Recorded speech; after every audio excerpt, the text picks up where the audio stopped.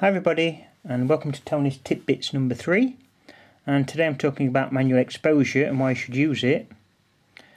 Because most cameras use auto modes, fully programmed even. So basically you can just point at the subject and snap away, and in most cases you'll get correctly exposed shots.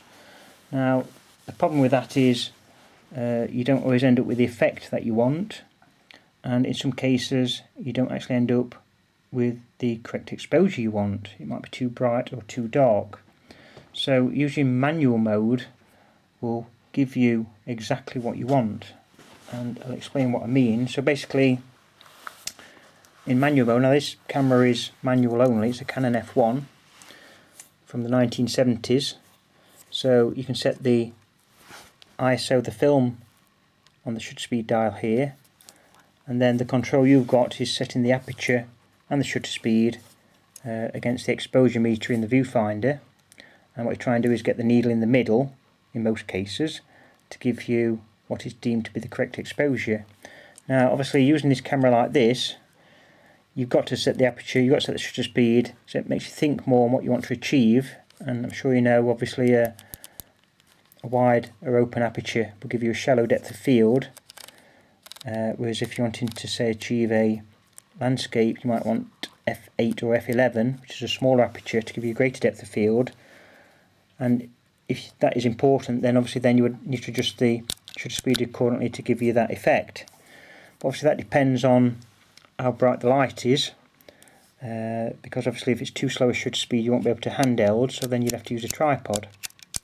So there's always things you've got to take into account, but you can see already that using manual controls, it gives you the effect what you want, whereas obviously using in program mode you might not get sufficient depth of field, etc. So that's what we're trying to achieve. Now the other thing is obviously the exposure, because yes, you might create the effect what you want, but the photograph might turn out too bright or too dark.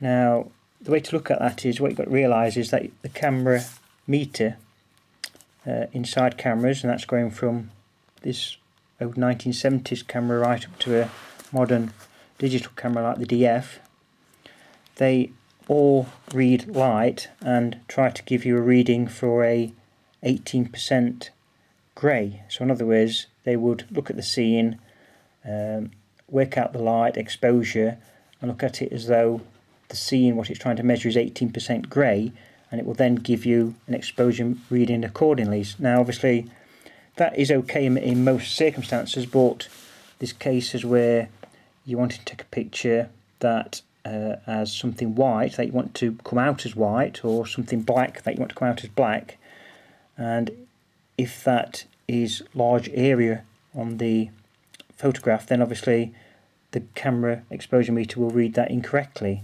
So you have to take account of that. Now because, like I say, the exposure meter looks at it under 18% grey, one way to do that is use a grey card. So basically what you could do is have the grey card next to the area where you're taking a photograph, so the same light is falling on the grey card as your subject, and you would point the camera at the grey card, not too close of course to give you a shadow, and take the exposure reading then, and then you should get a correct exposure of the whole scene, because obviously then it's working out the 18% of the light on that grey card. Now the beauty of that is as well, what you've got to think is, say if you were working in a studio obviously, or if you're outdoors and the light doesn't change at all, so in other words it may be say mid-afternoon, the sky's grey and it's going to stay grey for hours, so you could basically take a manual reading like that with a grey card, set your aperture and shutter speed, and you would get the correct exposure for all that session in the studio or during that afternoon. You won't have to change the aperture or shutter speed to give you the correct exposure, because it's already set. Obviously if the light changes, then you've got to make another reading obviously. Now obviously the other thing to take into account is what effect you're wanting to get. So you may want to change the shutter speed and aperture together to give you the same exposure, but obviously the effect what you're after, if you want more depth of field, or you're after a certain blare or something if you've got the camera on a tripod. So there you go, it's a quick look at manual exposure. Hope it's learnt you a few things. I don't want to take too long on it, and hopefully it's just made you think a bit more about your photography, and you will get more out of it if you use manual controls. Thanks again for watching, and I hope to catch you soon.